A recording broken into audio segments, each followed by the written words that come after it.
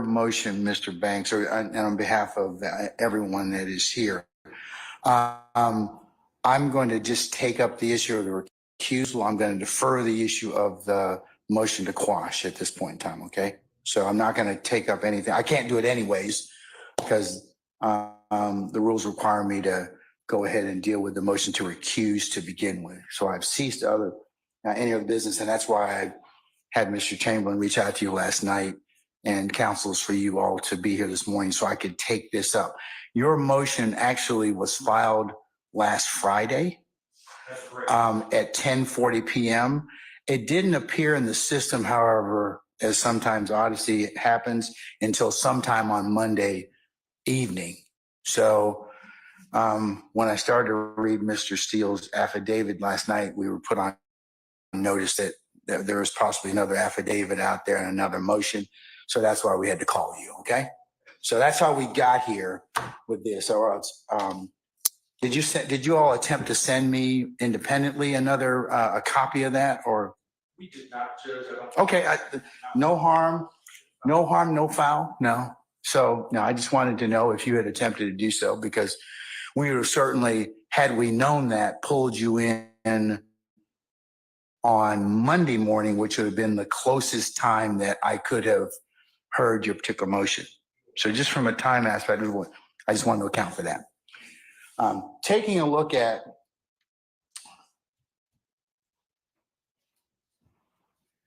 this applies to both motions that have been filed to recuse the court or disqualify the court. Recusal by a Superior Court judge is governed by Uniform Superior Court Rule 25, etc.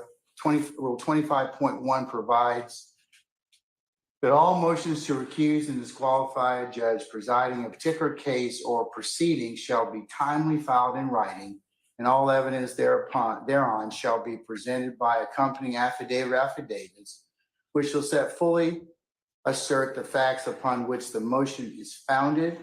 Filing and presentation to the judge shall not be later than 5 days after the affiant first learned of the alleged grounds for the disqualification, and not later than 10 days prior to a hearing or trial, which is the subject of the recusal or disqualification, unless good cause be shown for the failure to meet such time requirements. And that is cited in Georgia Uniform Superior Court Rule 25.1. So I'm applying that to both sets of motions to recuse. And applying this rule, Georgia courts have held that when a motion to recuse is filed, the trial judge shall immediately, 1, determine the timeliness of the motion, 2, the legal sufficiency of the affidavit, and 3, the legal sufficiency of the grounds, and has no power to do anything else. And that is Robinson versus the state, 332 Georgia Appeals at 242-41. The 3 threshold determinations that the trial judge must make in regard to a motion to recuse are whether it's timely filed, whether the affidavit made in support is legally sufficient, and whether some or all the facts set forth in the affidavit are true, recusal would be warranted. And that is Dacker versus the state, 300 Georgia 74-77, 2016. The judge finds any 3 of the conditions have been met. No, I'm sorry, take that back, strike that. If the judge finds that all 3 conditions have been met, he must refer the motion to another judge to hear the motion. But if any one of the conditions is not met, there is no error in denying the motion.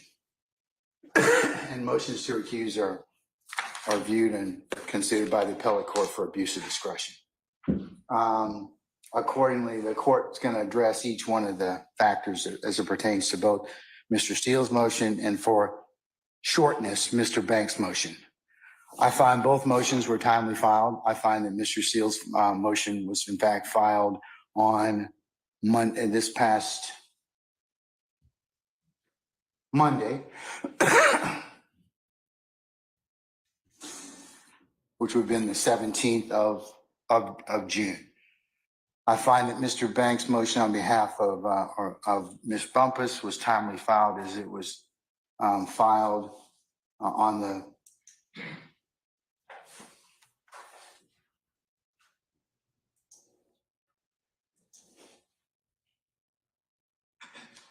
filed on the 14th of June at 10:40 p.m.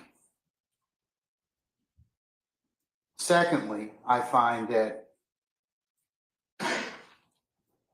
in addressing the legal sufficiency of the affidavit, that means, was it sworn? Was it sworn before a notary? Is in proper form? I find Mr. Williams and Ms. Bumpus's motions to be, or I should say affidavits, to be in proper form. The third thing that the court has to review, and like I said, I reviewed, is the legal sufficiency of your grounds of the motion. And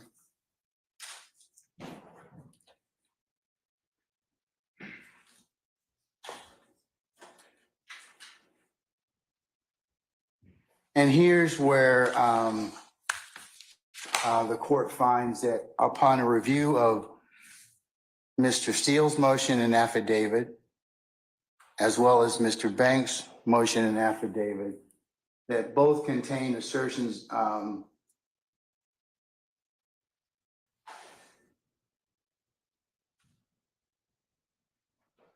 bare assertions and legal conclusions which aren't sufficient for the court to grant your motion at this point in time and refer it to another judge for it to be heard.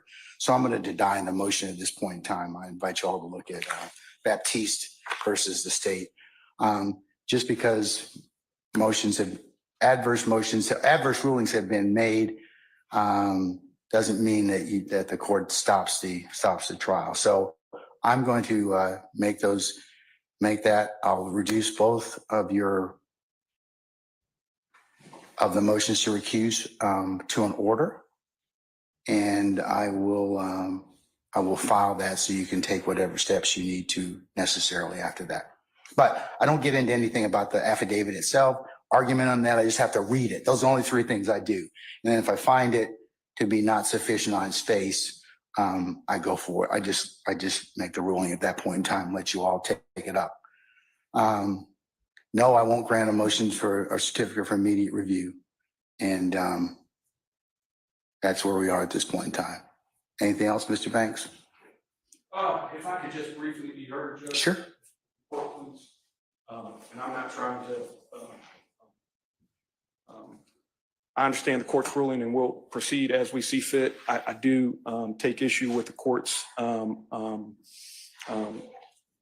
characterization about the legal insufficiency of the affidavits. Well, that's why when it was reviewed on appeal, sure, it can certainly be. I mean, the appellate court will review my ruling for abuse of discretion.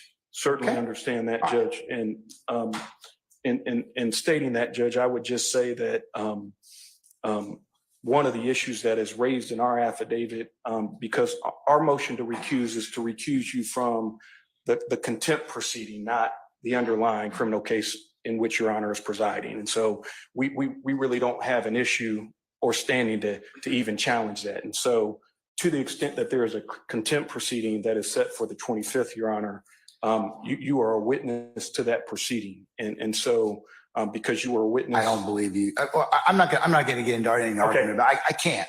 So that's your assertion at this point in time. And like I said, when that is taken up, I'll consider it. I also remember I still need to rule on the issue of the motion to quash. So I may, depending upon what I decide to do at that point in time, sure, other things may be ripe. Okay. Do you want to hear about the motion to quash, or you want to take? No, not yet, sir. I'm going to take up the motion to quash after I finish.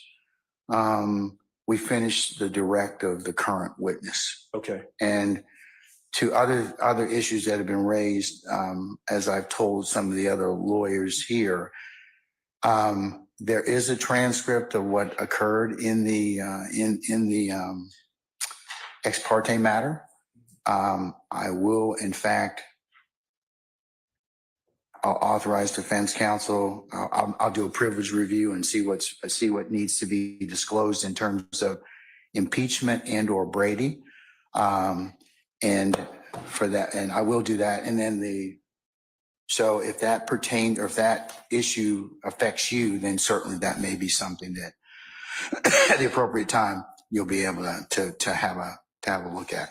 Well, I appreciate the court's time. We would certainly rely upon our brief and our Yeah. motion, and that's a part of the record. Okay, all right, but I will reach out, the court will reach out to you on two things. One, the ability to take a look at the ex parte transcript and review it for the appropriate parts that the court will authorize. And then also for the, I'll re-notice you because I know that it's supposed to be done this Tuesday, but I doubt that we'll probably have it this coming Tuesday. If I just may say, again, Judge, I know I've already said it as it concerns the issue about you being a witness to the proceeding.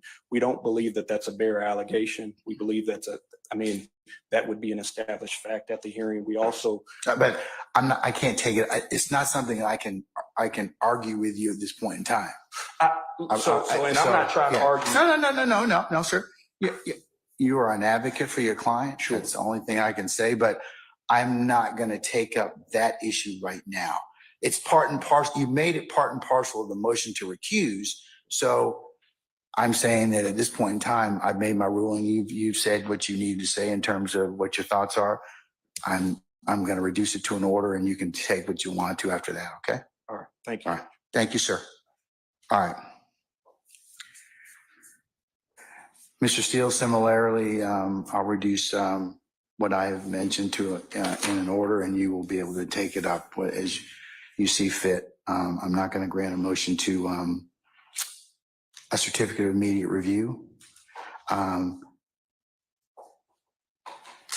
Anything else?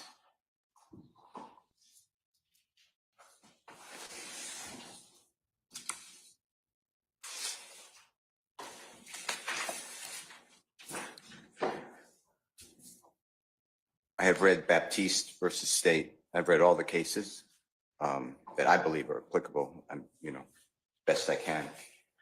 But specifically, if the court would reconsider, and if nothing else, the Honorable Keith Adams and my joint affidavit in paragraph 12, we assert not a bare assertion or a legal conclusion, but we make facts that we specifically adopt from the Honorable Attorney Winchester, Collins,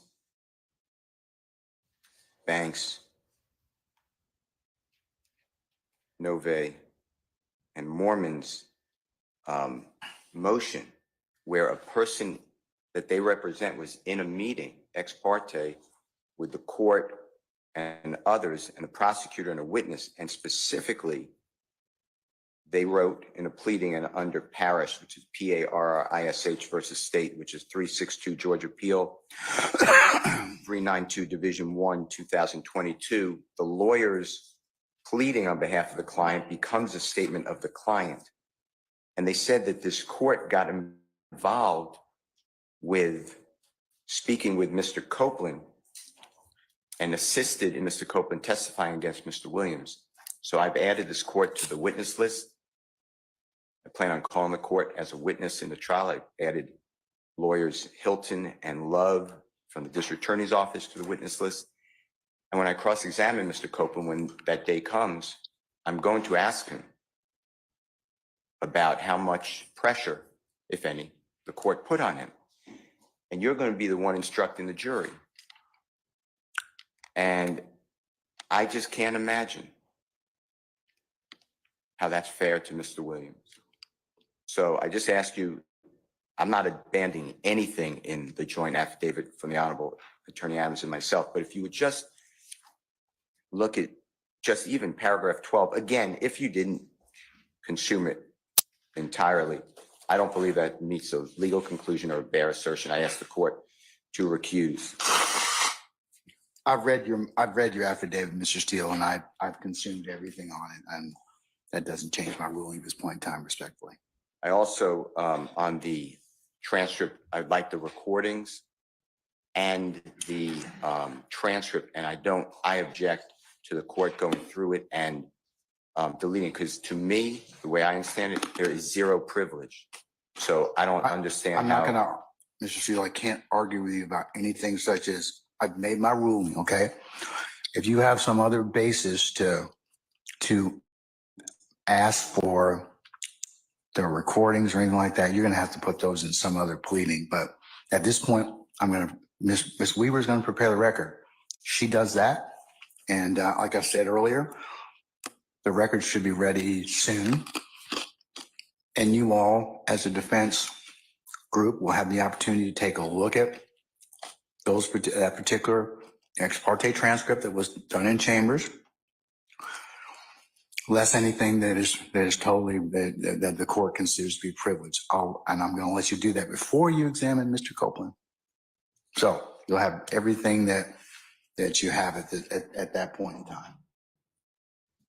Thank you. All right. Okay. All right. Let's turn now to the statements or interviews from January. Not to interrupt the court, that finishes our business today, man. You don't want to stick around? Okay. Well, okay. Thank you, Mr. Banks. At all. Okay. All right. Okay. Yes, you may be excused, sir.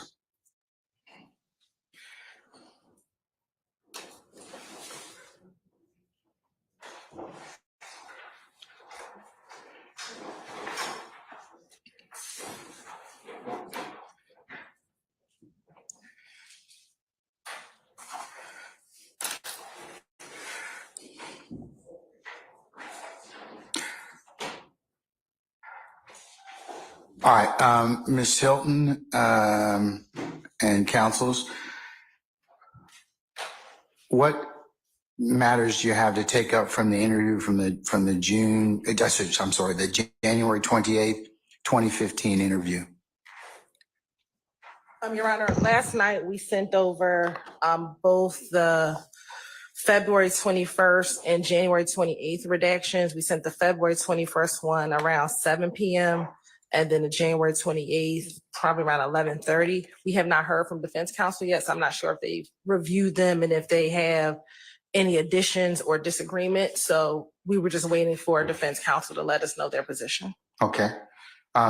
Counsels for defendants, have you identified, since now the state has sent you parts from the 28th January interview that you wish to talk about?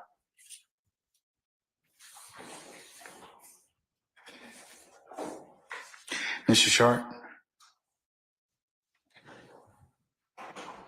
Good morning, Your Honor. I have not had a chance to digest their proposed redactions. I'm happy to talk to them about it. I've been working feverishly on getting together the redactions that we believe are warranted. Again, I'd be happy to talk to the state about that. I'd also be happy to go through them one by one with the court, however is favored. But I can't say at this moment that we've cross-referenced the two lists. Okay, all right, so that's what we're supposed to do this morning, though. So does anybody else have flagged or wish to be heard on the interview for January the 28th? Sure. We're going to cover them independently. Like the January 28th, we'll cover the February 21st, and then we'll cover the June the 10th interview, and then potentially the jail calls. I believe that myself and Attorney Steele may both have lists. I don't May have what? Sorry, I'm sorry. Lists. Okay. But we're representing different individuals, so the list may vary a little bit. So you may be getting some suggestions from this chair, some suggestions from that chair, and then some suggestions from the state. I understand. Yeah. Okay.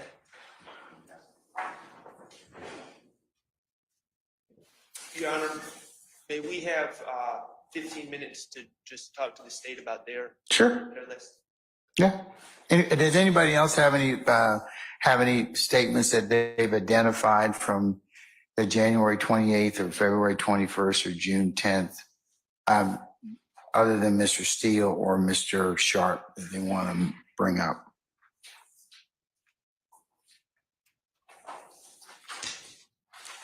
All right.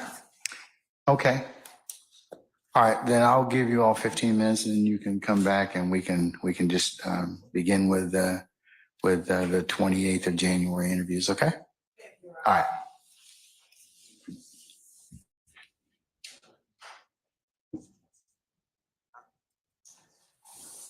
Wes.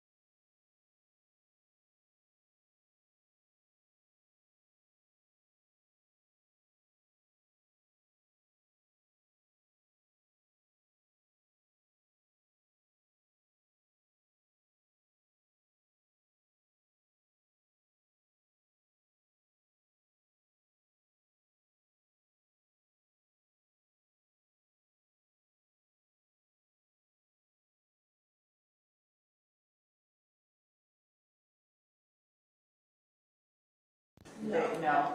Okay, all right, okay, all right. How much longer we all need?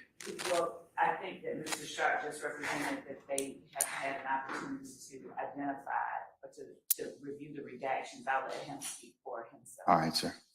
Not quite what I said. We've identified things that we think need to be redacted. The problem, the mountain we're climbing is both sides have their own transcript and the pages are not the same. So we're working off two different transcripts and we have converted our files to MP3. They're still going off the evidence reviewer. So we're working off two different transcripts and two different videos with different timestamps. So we've figured out a system to try to make it work. It's just a little bit time consuming. So we're working on it. We have identified, and we're going to get to the state what our proposed redactions are, and we still have to cross-reference their redactions. So it's just a time consuming process. Okay, We're working as quickly as we can. If they have redactions that they have identified at this point and they would like to turn them over so we can review them, and if they turn over both the transcript that they are using and the MP3 file that they are using, that corresponds with the redactions that they requested, we could review those. We could at least be reviewing those while they're correlating the ones we've given them to the media that they have and the transcript that they have, so that the downtime isn't a total wash, and we'll be able to make some kind of progress. all right, sir. I will see if we have, we should have a copy of the MP3s. I don't think we have a problem with that, but we'll figure out a way to get them the information so they can reference their materials so they can see what we're suggesting. Okay, And we can literally listen to it in their media format, however they give it to us, and we can know whether we agree or disagree with it in the format that they have it right now. okay.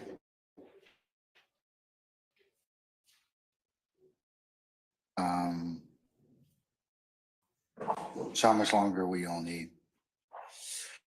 Nearing the end of the January 28th statement. I don't anticipate the February 21st will take us quite as long. I anticipate the June 10th will be very lengthy. So if you're asking to address those two statements, I think that we could be ready in probably 45 minutes to an hour. But regarding June 10th, Okay, well, let's just bifurcate it. As you all told me before, the June 10th one will take the longest, so. Right. But you have identified most of those statements, is that correct? in June 10th, Yes, yes. okay, all right.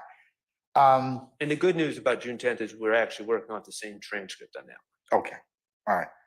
So do you all want me to give you another 45 minutes? Let's say we recess and have come back at 12:45? So we'll be discussing the January, which ones will we be discussing? January 28th and February February 20th. 21st, at a minimum. Okay. Yeah, I'll have to, we'll take up the June 10th one. I had planned on, once we kind of finish those two, we can kind of get an idea what would be an appropriate schedule, okay? Yes, John. All right. That work for everybody else? Yes, it does. Okay. All right. All right, we'll see you all back at 12:45, okay? All right, okay. We're recess.